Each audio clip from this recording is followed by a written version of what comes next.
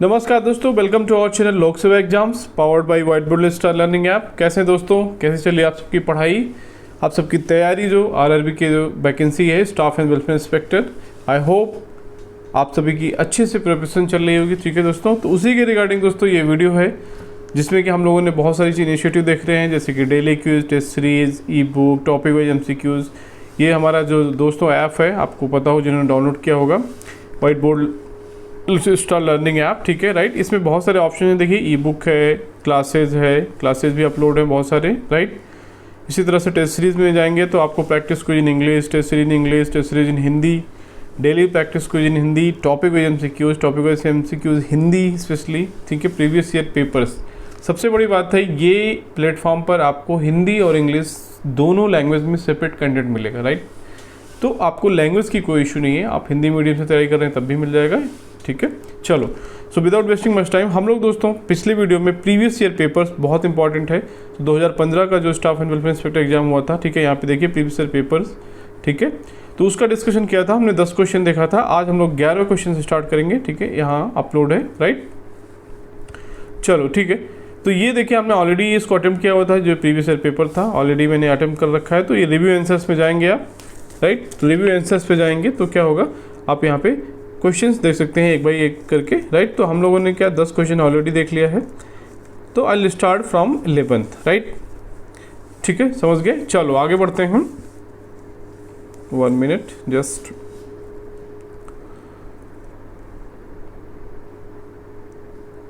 एक मिनट।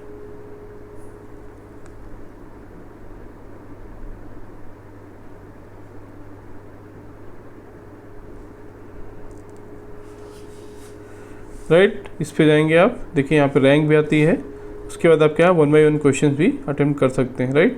तीसरा चौथा ये ऑलरेडी हमने देख लिया है, ठीक है। 11 क्वेश्चन देखते हैं, चलिए 11 क्वेश्चन से स्टार्ट करेंगे।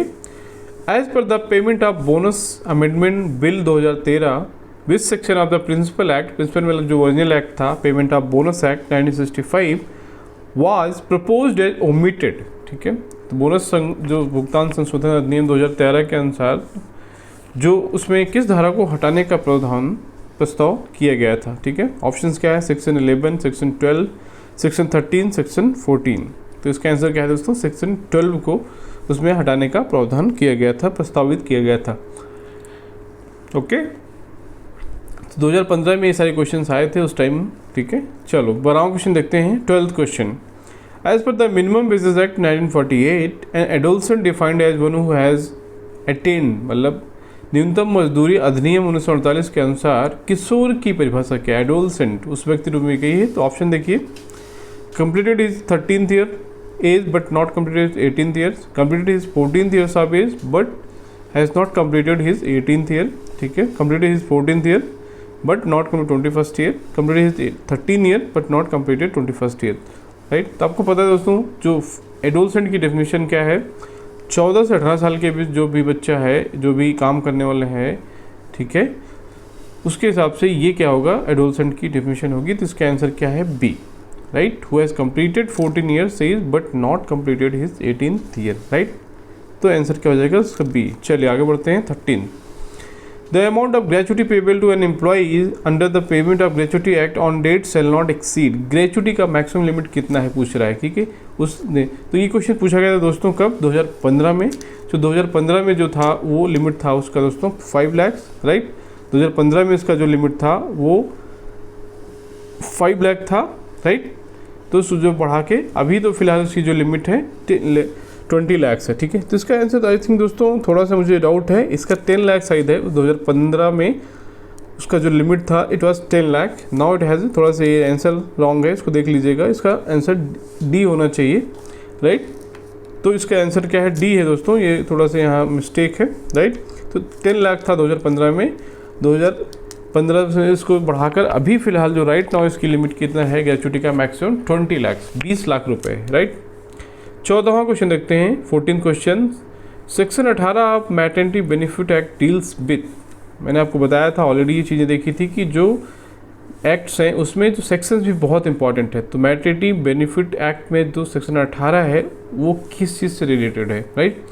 ऑप्शन देखिए, क्वांटम ऑफ मैटरनिटी बेनिफिट, मतलब कितनी क्वांटम है, eligibility of maternity benefit, four feature of maternity benefit and none of these. Four feature मतलब कि आपका जो अधिकार है उसका छीन लिया जाएगा। Four feature of maternity benefit, जो आपका मातृत्व लाभ है उसको छीन लिया जाएगा, छीनने का अधिकार। तो उसका देखिए ये है जो सेक्शन 18, वो उसका आंसर क्या है, C. Section 18 is related with the four feature of maternity benefit in कुछ कंडीशन में, जैसे आपने छुट्टी के दौरान आप किसी दूसरे ऑर्गेनाइजेशन में एम्प्लॉयमेंट ले लेते हैं तो आप वो राइट खो देते हैं, किसी भी जो मैटरनिटी का आपको लीव है 180 डेज, ठीक है, राइट। तो इसका आंसर सी है। 15वां क्वेश्चन देखते हैं। As per the Indian factories act 1948 a person who has not completed 15 years of age is defined as, जिसने 15 साल से एज नहीं पूरा किया है वो डिफाइंड एज, देखिए option adolescent, teenager, child, adult, right. इसका आंसर क्या होगा, देखिए आंसर है सी, चाइल्ड। तो फैक्ट्रीज एक्ट में के हिसाब से 14 साल इसका लिमिट नहीं है, देखिए बहुत इंपॉर्टेंट है, ठीक है। फैक्ट्रीज के हिसाब से क्या है, जिसने भी 15 साल से कम है उसको क्या हम चाइल्ड की डेफिनेशन देंगे, क्या देंगे, चाइल्ड की डेफिनेशन मानेंगे। तो 15 साल के नीचे वाला चाइल्ड होता है। बट यहाँ पे एक्ट इंपॉर्टेंट है क्योंकि डिफरेंट एक्ट्स में डिफरेंट जो एज क्राइटेरिया है, कहीं इसका डिफरेंस भी है, that you should know, right. चलो 16 क्वेश्चन देखते हैं। The power of inspector is discussed in which section of Indian factories act, भारतीय कारखाना अधिनियम की किस धारा में निरीक्षकों की शक्तियों की चर्चा की गई है, ठीक है। आपको पता है कि एक जो होता है फैक्ट्री इंस्पेक्टर होते हैं, ठीक है, जो कि निरीक्षक करते हैं, निरीक्षण करते हैं कि फैक्ट्री जो अधिनियम है उसके सारे टर्म्स एंड कंडीशन का फॉलो हो रहा है कि नहीं हो रहा है, जो कंप्लायंसेस का, ठीक है, कंप्लायंस हो रहा है कि नहीं हो रहा है। तो उसके लिए ऑप्शन देखिए सेक्शन 9, सेक्शन 10, सेक्शन 11, सेक्शन 12, ठीक है। तो इसका आंसर क्या है दोस्तों, सेक्शन 9। सेक्शन 9 में ये चीज़ें मेंशन की गई हैं कि पावर ऑफ इंस्पेक्टर्स। चलो 17 क्वेश्चन देखते हैं। 17वां question, which of the following acts were passed in 1952। बहुत ही सिंपल क्वेश्चन है कि 1952 में 1952 में कौन सा एक्ट पास किया गया था। ऑप्शन देखिए, mines act, equal remuneration act, Indian trade unions act, payment of gratuity act, ठीक है। तो आंसर इसका देखिए, आपको पता है कि माइंस एक्ट 1952 बहुत क्लियरली मेंशन है, बहुत सिंपल है, बट स्टिल आपको ये सारी चीज़ें याद होनी चाहिए। इक्वल रेम्युनरेशन एक्ट कब हुआ था, 1976 में। ट्रेड यूनियंस कब हुआ था, 1926। पेमेंट ऑफ ग्रेच्युटी एक्ट कब हुआ था, 1965। ये कभी कभी पूछा जा सकता है, तो सारे एक्ट का ईयर भी आपको पता होना चाहिए, राइट। तो पेमेंट ऑफ ग्रेच्युटी एक्ट कब था, 65। ट्रेड यूनियंस एक्ट कब था, 1926। इक्वल रेम्युनरेशन कब था, 1976। तो mines act 1952। Answer is A. चलो, the relationship between employer and employee in an organisation is known as, employee और एम्प्लॉय के बीच का जो संबंध होता है, ठीक है, कर्मचारी और जो मालिक के नियोक्ता के बीच, एक्चुअली जो एम्प्लॉयर को क्या बोलते हैं, नियोक्ता हिंदी में, ठीक है। ऑप्शन देखिए, social relationship, industrial relationship, family relationship, friendly relationship. आपको पता है बहुत सिंपल क्वेश्चन है। तो इंडस्ट्रियल रिलेशन IR हमको पता है कि जो relation between employee and employer, तो इसका बी। चलो 19 क्वेश्चन देखते हैं। How many months before the commencement of 4 mini operation should written notice to be given, लिखित सूचना दी जानी चाहिए। खनन, अच्छा माइनिंग ऑपरेशन, सॉरी यहाँ पे थोड़ा सा मिस्टेक है, ये माइनिंग ऑपरेशन है। Commencement of mining operation should, आप मान ली खनन का जो काम करने जा रहे हैं, खुदाई करने वाले हैं, तो उसमें खनन का काम करने में आपको जो है कितने पहले लिखित सूचना देनी चाहिए किसी भी। तो option 3 months, 2 months, 1 month and 4 month. यहाँ भी थोड़ा सा मिस्टेक है दोस्तों। इसका आंसर क्या है, सी है, 1 मंथ। आपको 1 महीने पहले लिखित नोटिस देना है किसी भी माइनिंग एक्टिविटी को शुरू करने के लिए, ठीक है। यहाँ पे थोड़ा सा मिस्टेक है ये, राइट। तो इसका आंसर क्या होगा, देखिए सी होगा, राइट। चलो 20वां देखते हैं। Duties and responsibilities of owners, agents and manager of every mine are defined in section of the mines act. Duties and responsibilities of owners, agents and managers, इन सब की जो ड्यूटीज़ हैं, कर्तव्यों का उल्लेख किस उसमें या इसका जो परिभाषा दी गई है किस सेक्शन में दी गई है, जो माइंस एक्ट 1952 है, राइट। ऑप्शन देखिए 16, 27, सेक्शन 18 एंड सेक्शन 19।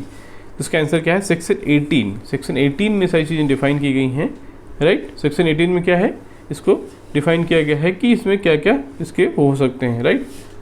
अंडरस्टूड, ठीक है। चलो आगे बढ़ते हैं। 21 देखते हैं।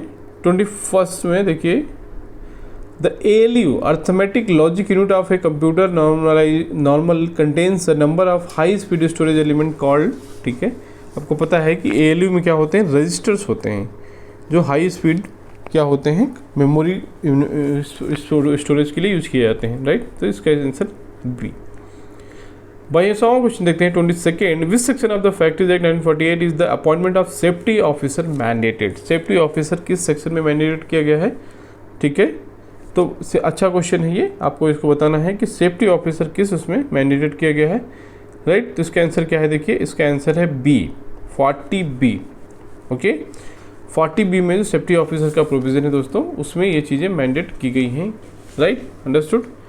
आई होप आपको ये समझ में आ रहा होगा। आप ये चाहें तो प्रैक्टिस करना चाहें दोस्तों, हमारे ऐप पे ये चीज़ें अवेलेबल हैं, आप वहाँ से भी इसका PDF मिल सकता है आपको, ये ऑनलाइन भी आप अटेंड कर सकते हो, बहुत सारे आपके पास ऑप्शंस हैं, ये आप इसको अटेम्प्ट कर सकते हो, ठीक है। बहुत ही यूज़फुल है क्योंकि प्रीवियस ईयर पेपर किसी भी एग्ज़ाम के लिए बहुत इंपॉर्टेंट होता है, right friends.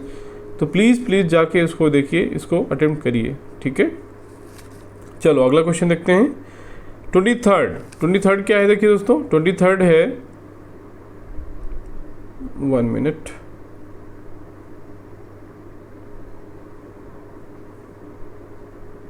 right, the appointment of welfare officer under Factories Act 1948 is compulsory where how many employees are working are concerned, ठीक है। ऑप्शन देखिए 50, 500, 1000, 100।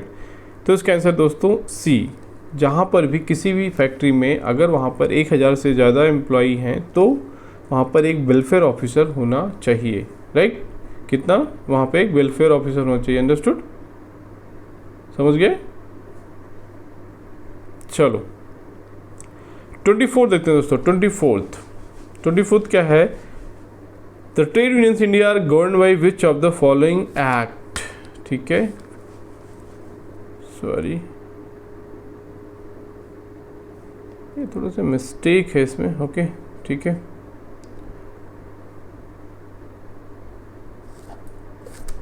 One minute, just I will check.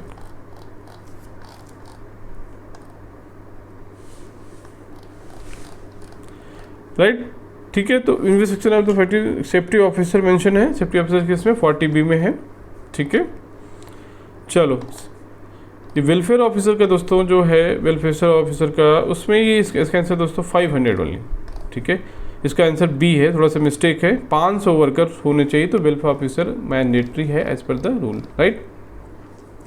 चलो अगला क्वेश्चन देखते हैं, the trade unions in India are govern by which of the following act. तो इसका answer है C, trade unions act, right, simple है, आपको पता है कि यूनियन से यूज उसके नाम से ही पता है, राइट। चलो आगे बढ़ते हैं, appointment of welfare officer under the factories act is compulsory where employees are concern, ठीक है। ये 2 बार क्वेश्चन आ गया है, आई थिंक यहाँ सेफ्टी ऑफिसर होना चाहिए, वेलफेयर ऑफिसर फिर से आ गया है, राइट, ठीक है।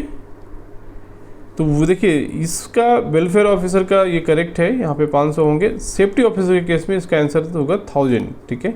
ये थोड़ा सा है कि देखिए मैं बता देता हूँ, क्लियर कर देता हूँ, अगर वेलफेयर ऑफिसर पूछ रहा है तो उसका आंसर है 500, राइट। अगर सेफ्टी ऑफिसर पूछ रहा है तो द मिनिमम द इज 1000, तो अगर 1000 से ज़्यादा वर्कर हैं, एम्प्लॉयज़ हैं, तो मैंडेटरी क्या है, सेफ्टी ऑफिसर, राइट। तो उसका यहाँ पे आंसर ये करेक्ट है कि वेलफेयर ऑफिसर के केस में 500, राइट, अंडरस्टूड। थोड़ा सा कंफ्यूजिंग है, थोड़ा सा मिस्टेक यहाँ पे टाइपिंग है, समझ गए। चलिए आगे बढ़ते हैं, ओके ना। Which section of the Industrial Dispute Act talks about prohibition of strikes and lockouts? बहुत इंपॉर्टेंट है, राइट, कि कौन सा एक्ट इंडस्ट्रियल डिस्प्यूट में कौन सा सेक्शन बात करता है, प्रोहिबिशन ऑफ स्ट्राइक्स, ठीक है, एंड लॉकआउट, ठीक है। तो इसका आंसर क्या है, देखिए बी, ओके। 27वां क्वेश्चन है, which of the following could should be a requirements of employee definition but not worker definition, ठीक है।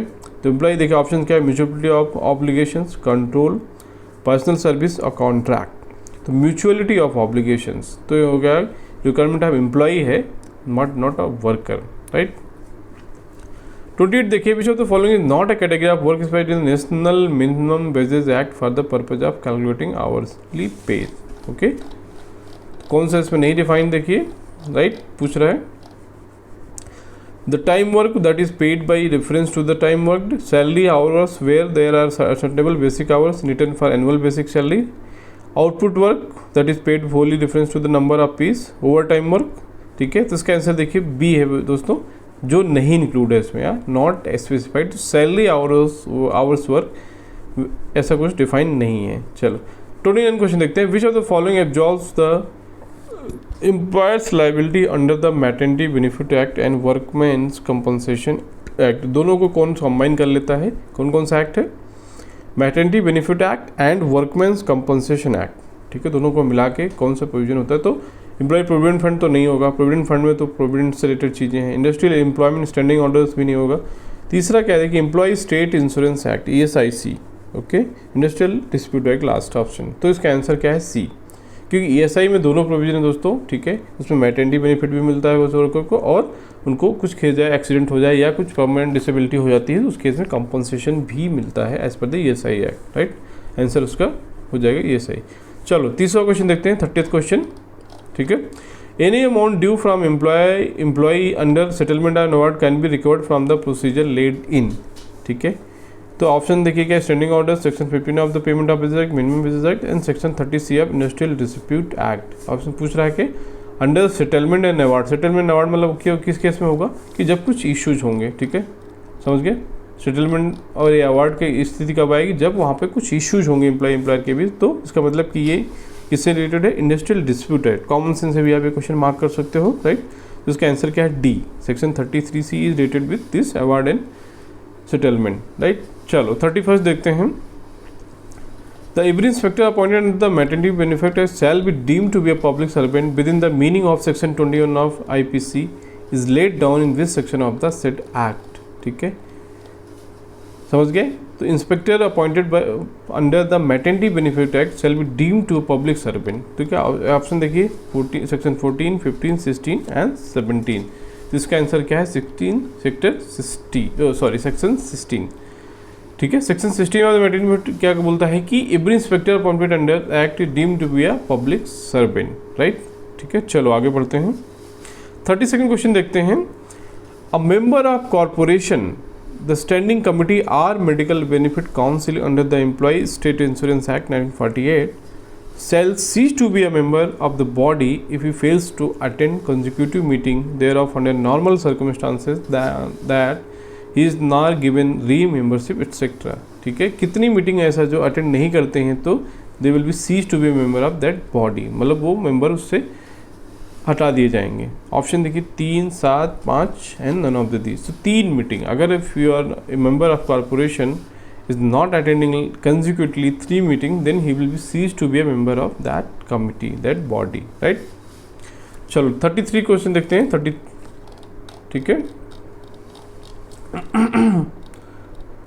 As per the Workmen's Compensation Amendment Act 2009, which word is now substituted for workmen, ठीक है। जो वर्कमैन्स compensation amendment act था 2009 में, उसमें एक word था वर्कमैन, उसको सब्सिट्यूट कर दिया गया है किस वर्ड से? देखिए ऑप्शन है वर्कर्स, सर्वेंट्स, एम्प्लॉयज़, वेसल्स, ठीक है। तो इसका आंसर क्या है? देखिए सी, राइट। 34th क्वेश्चन देखते हैं। Section 31 of the employee state insurance act 1948 entitled expenditure by central government to be treated as a loan stands omitted by which amendment of the act, right, समझ गए। तो इसमें amendment के बारे में पूछा है, तो अमेंडमेंट भी बहुत इंपॉर्टेंट हो जाता है क्योंकि ये बहुत बार पूछा गया है। इसका देखिए act number 42 of 1965 section 13 with effect from 30 July 1966, ठीक है। ये 44 of 1906 section 12, right, and then 45 section 12। तो आर्टिकल नंबर 45। तो इसका आंसर क्या है? देखिए B, article number 44 of the 1966 section 12 ये बात करता है। चलो 35 क्वेश्चन देखते हैं। As per the workman's compensation act minor is one who, minor किसको बोला जाता है पूछ रहा है कि as per the workman's compensation act, right. Minor मतलब कि ऐसा जो कम उम्र का हो, नाबालिग जिसको हिंदी में बोलते हैं। तो ऑप्शन देखिए not in the age of 21, not in the age of 18, not had not been married, has no assets.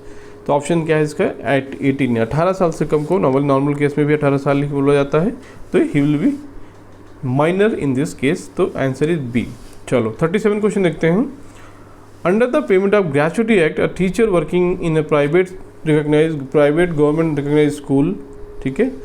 तो उसमें ऑप्शन देखिए क्या पूछ रहा है, is eligible for all gratuity benefit, shall be paid only half of the gratuity as other employee similarly placed, is not defined as employee and so that is not entitled to gratuity none of the these. इसका B answer देखिए दोस्तों, shall be paid only half of the gratuity as any other employee similarly placed, ठीक है, right, क्योंकि private government recognise school में है, right. चलो आगे बढ़ते हैं।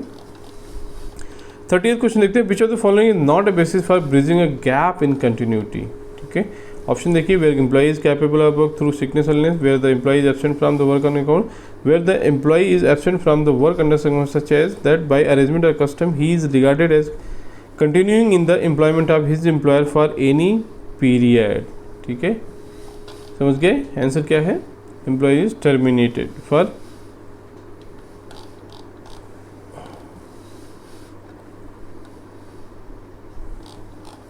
अंडरस्टूड। चलो, which section of the industrial dispute act 1947 defines a workman, ठीक है, वर्कमैन किस सेक्शन में डिफाइन किया गया है, ठीक है। ऑप्शन से 2A, 2J, 2K, 2S। इसका आंसर क्या है, देखिए 2S, राइट, अंडरस्टूड। इसका आंसर क्या है 2S, ओके।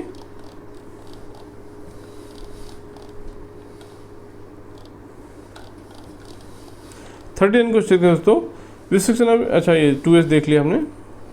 40 क्वेश्चन देखते हैं, 40th क्वेश्चन, ठीक है। 40th क्वेश्चन क्या है,